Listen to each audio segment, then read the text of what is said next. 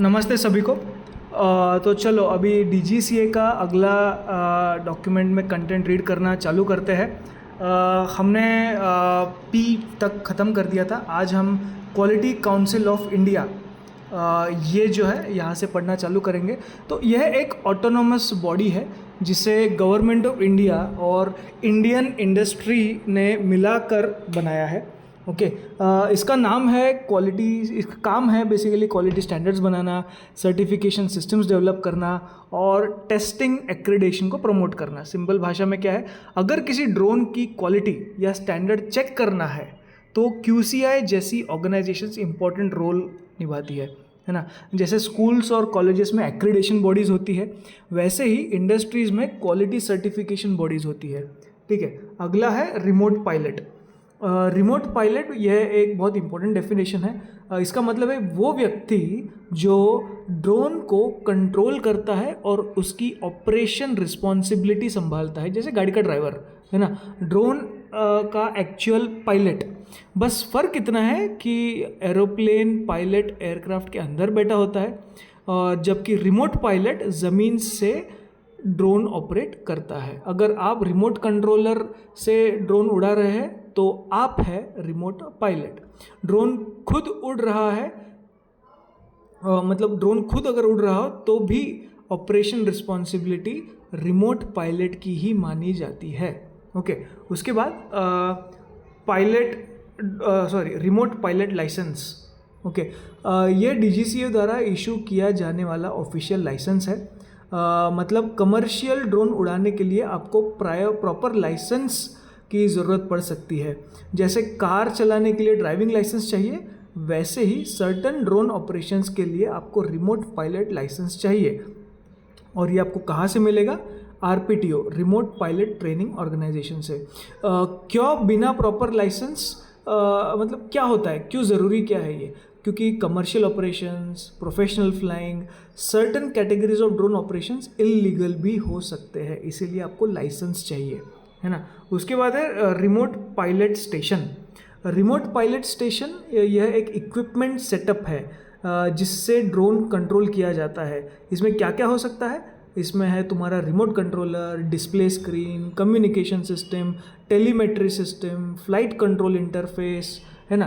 तो ये सब चीज़ें जो ड्रोन उड़ाने के साइड में लग जाती है, बिना उसके ड्रोन उड़ाना ऐसे पॉसिबल नहीं है।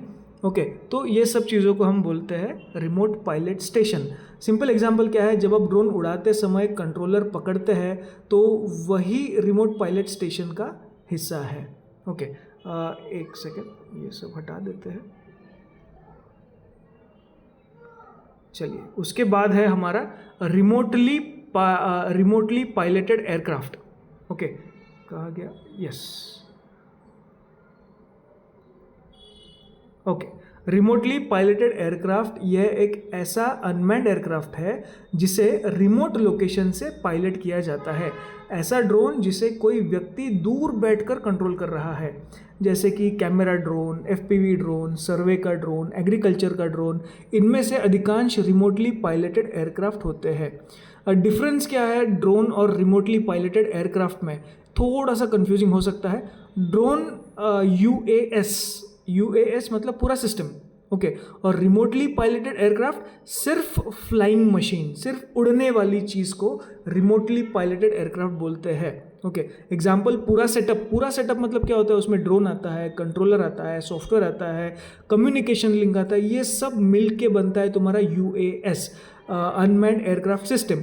लेकिन केवल उड़ने वाली चीज़ को रिमोटली पायलटेड एयरक्राफ्ट RPA बोला जाता है। ठीक है।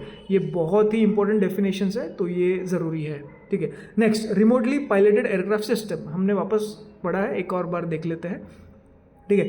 अब यह पूरा कंबाइंड सिस्टम का डेफिनेशन है, जिसमें क्या क्या शामिल है वापस रिपीट करता हूँ मैं। एयरक्राफ्ट, उड़ने वाली चीज़, उसके बाद रिमोट पायलट स्टेशन, उसके बाद कम्युनिकेशन लिंक्स, कंट्रोल सिस्टम और बाकी की जो चीज़ें थोड़ी मोड़ी जो लग जाती है किसी किसी चीज़ में, एक्सेसरीज, वो सब पूरा ड्रोन का इकोसिस्टम सब मिला के तुम्हारा होता है remotely piloted aircraft system. Okay मतलब रियल लाइफ में क्या है कि आप जब DJI या किसी अदर ड्रोन कंपनी का ड्रोन यूज़ करते हैं तो सिर्फ फ्लाइंग मशीन नहीं बल्कि app, GPS, controller, signal system, battery system सब मिलकर RPAS, remote piloted aircraft system, ये बनता है। ठीक है, उसके बाद रोटर क्राफ्ट, ये बहुत इंपॉर्टेंट डेफिनेशन है। अब यह एविएशन कैटेगरी की डेफिनेशन है। एविएशन जो हमारे एरोप्लेन्स वगैरह होते हैं। रोटर क्राफ्ट वह एयरक्राफ्ट होता है जो रोटेटिंग ब्लेड यानी रोटर की मदद से उड़ते हैं। ओके, एग्जाम्पल क्या है इसमें? हेलीकॉप्टर, क्वाडकॉप्टर, हेक्साकॉप्टर, इन सब चीज़ों को रोटर क्राफ्ट बोलते हैं। ओके, रोटर मतलब जिसमें ब्लेड्स है, घूमने वाले ब्लेड्स है। ओके, क्वाडकॉप्टर, क्वाड मतलब जिसमें 4 फैन लगे हो, मैं सिंपल भाषा में फ़ैन बता रहा हूँ अभी। हेलीकॉप्टर में एक ही लगता है, क्वाडकॉप्टर में 4 लगते हैं। हेक्साकॉप्टर, हेक्सा मतलब 6 होता है। ठीक है, तो जिसमें 6 ऐसे फ़ैन लगे हैं छोटे छोटे, उनको हम बोलते हैं हेक्साकॉप्टर। ओके, ऑफिशियल भाषा में आप उसे रोटर बोल सकते हैं, आप उसे प्रोपेलर बोल सकते हैं। ठीक है, अगर एयरक्राफ्ट प्रोपेलर रोटर की हेल्प से लिफ्ट जनरेट करता है तो वह रोटर क्राफ्ट कैटेगरी में आ सकता है। प्रैक्टिकल एग्जांपल इसके क्या क्या है कि आज जो कॉमन कैमरा के ड्रोन से जो हम देखते हैं उनमें 4 प्रोपेलर ड्रोन्स बहुत कॉमन है, इसलिए वो रोटर क्राफ्ट टाइप मैकेनिज्म में आता है। ठीक है, उसके बाद है हमारा टाइप सर्टिफिकेट। अब ये ड्रोन मैन्युफैक्चरिंग और लीगल अप्रूवल के लिए बहुत इंपॉर्टेंट है, हमारे लिए नहीं, जो उड़ाते हैं उसके लिए नहीं, पर उनको मालूम होना चाहिए। बट ये इंपॉर्टेंट सबसे किसके लिए है? ड्रोन मैन्युफैक्चरिंग और लीगल अप्रूवल के लिए। टाइप सर्टिफिकेट का क्या मतलब होता है? DGCA या ऑथराइज्ड एजेंसी यह सर्टिफाई करती है कि ड्रोन का specific design safety requirements meet करता है। ओके, कि हाँ ये टाइप का ड्रोन है, इसका ये सेफ्टी रेगुलेशन है और ये मीट करता है। Drone officially approved design category में आ जाता है। ओके, जैसे व्हीकल लॉन्च होने से पहले टेस्टिंग अप्रूवल लेते हैं, वैसे ही ड्रोन के भी सर्टिफिकेट होना ज़रूरी है। अगर कोई कंपनी नया ड्रोन मॉडल लॉन्च करती है तो उसे सेफ्टी स्टैंडर्ड पास करना ज़रूरी है और यही सर्टिफिकेट आपको टाइप सर्टिफिकेट के नाम पे मिलता है। ठीक है, उसके बाद एक सेकेंड,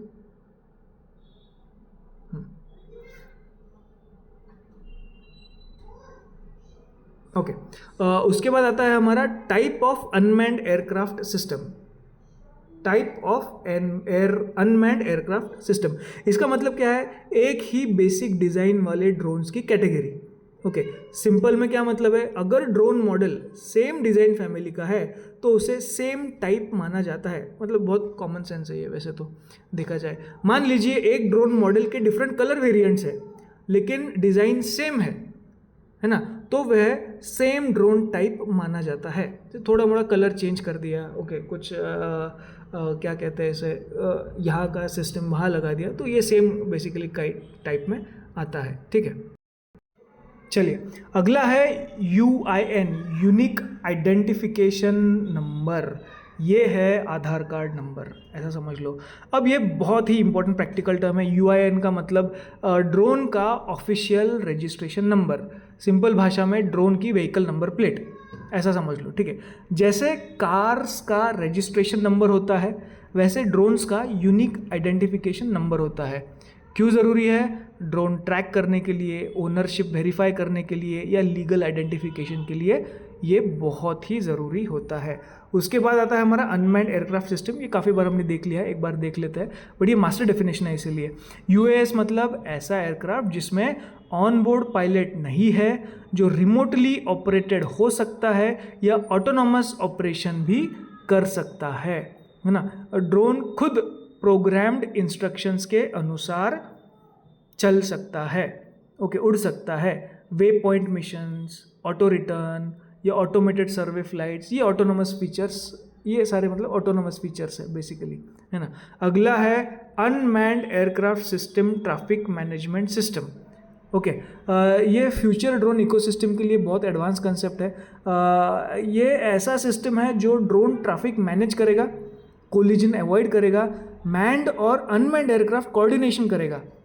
ठीक है, तो मतलब सिंपल भाषा में air traffic control for drones.